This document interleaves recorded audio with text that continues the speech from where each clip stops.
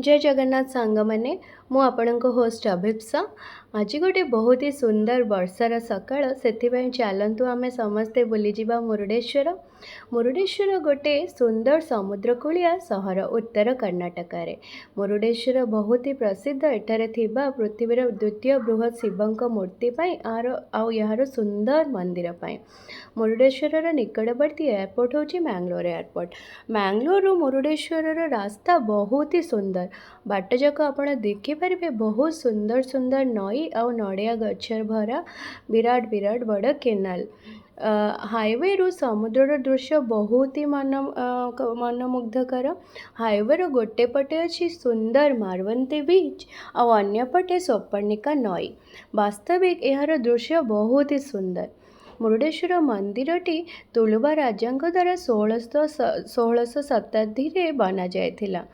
मंदिरटीर सौंदर्य अवर्णनीय सबुठु भल कथा है मंदिर ऊपर को आपण मैंने लिफ्ट रे जाई परिबे आउ सेठू समुद्र दृश्य बहुत ही मनोरम बेलाभूमि रे ढेउर आकार ओम परी आपण मैंने वीडियो रे यह देखि परिबे। मुरुडेश्वर मंदिर रे महादेव पूजा पाउछंती आउ से विषय गोटे बहुत सुंदर कहानी अच्छी। मुरुडेश्वर मंदिरटी कंदुकगिरी उपर अवस्थित तीन पटे समुद्र घेरा ए कंदुकगिरी मंदिरटी को आहुरी आकर्षणीय करुची। चलतु शुणिबा ए सुंदर कहानी टिके।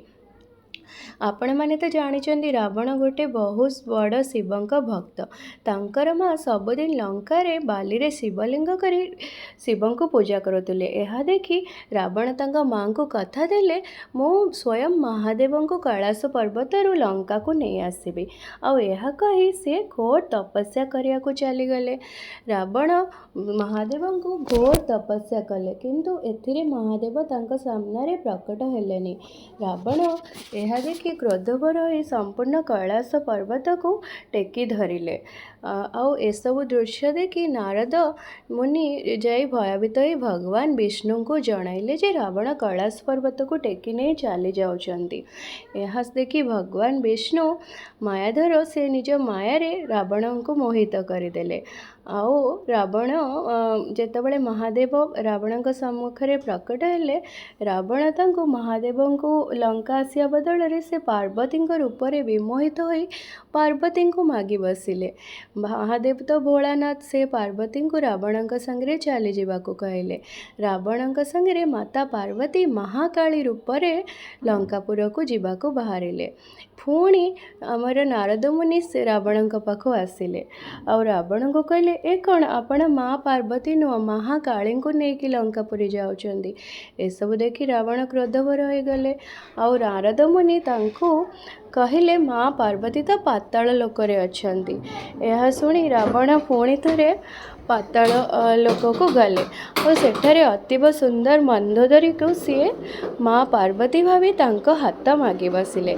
एपरी भाव में मंदोदरी रावण संगे विवाह संपूर्ण हो गला। तापर रावण अतीब सुंदरी मंदोदरी को धरी लंकापुरी को आसिले। मंदोदरी को देखि रावण माँ खुशी तो हेले किंतु से रावण को विष्णु माया और तांको प्रतिज्ञा विषय मन पकाईदेले। यह शुणी रावण पुणी थरे घोर तपस्या करिया को चली गले। एथर भगवान प्रकट न हबारु से तांको संतुष्ट करिया को से निजर हाथ पाद छेदन करिया को लगले।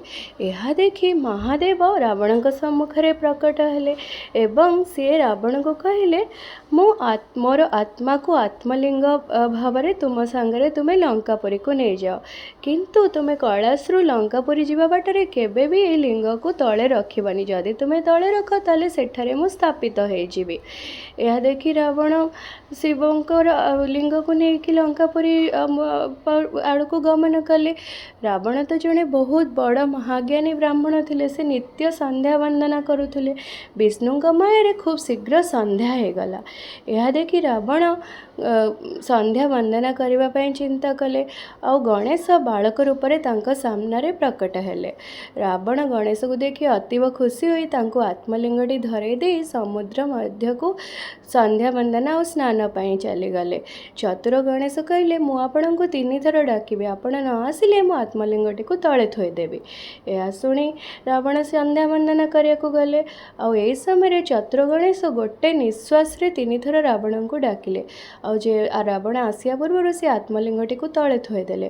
ଏହା ଦେଖି ରାବଣ ବହୁତ କ୍ରୋଧିତ ହୋଇ ଗଣେଶଙ୍କୁ ମାରିବାକୁ ଆସିଲେ। ଆଉ ଚତୁର ଗଣେଶ ଗୋଟେ ବାଛୁରୀ ରୂପରେ ସେଠୁ ପଳାୟନ କଲେ। ରାବଣ ଗଣେଶଙ୍କର କାନଟିକୁ ଧରି ଦେଇଥିଲେ ଏବଂ ଏହା ତାଙ୍କ ହାତରେ ରହିଗଲା। ଆଉ ସେହି ସ୍ଥାନଟି ଏବେ ଗୋକର୍ଣ୍ଣ ନାମରେ ପ୍ରସିଦ୍ଧ। ଏହି ଆତ୍ମଲିଙ୍ଗଟିକୁ ରାବଣ ସେଠାରୁ ବଳପୂର୍ବକ ଉଠାଇବାକୁ ବହୁତ ଚେଷ୍ଟା କଲେ, କିନ୍ତୁ ସେ ଉଠାଇ ପାରିଲେନି। କିନ୍ତୁ ଏହାର କିଛି ଅଂଶ କନ୍ଦୁକଗିରି ଉପରେ ପଡ଼ିଗଲା, ଯାହାକି ମୁରୁଡେଶ୍ୱର ମନ୍ଦିର ହିସାବରେ ଏବେ ପ୍ରସିଦ୍ଧ। ଏହା ଦେଖି ମହାଦେବ ଓ ପାର୍ବତୀ ରାବଣଙ୍କ ସମ୍ମୁଖରେ ଉପସ୍ଥିତ ହେଲେ ଏବଂ ରାବଣଙ୍କୁ ଆଶ୍ୱାସନା ଦେଲେ। ଆଶା କରେ ଆପଣଙ୍କୁ ଏ କାହାଣୀଟି ଭଲ ଲାଗିଲା। ନମସ୍କାର।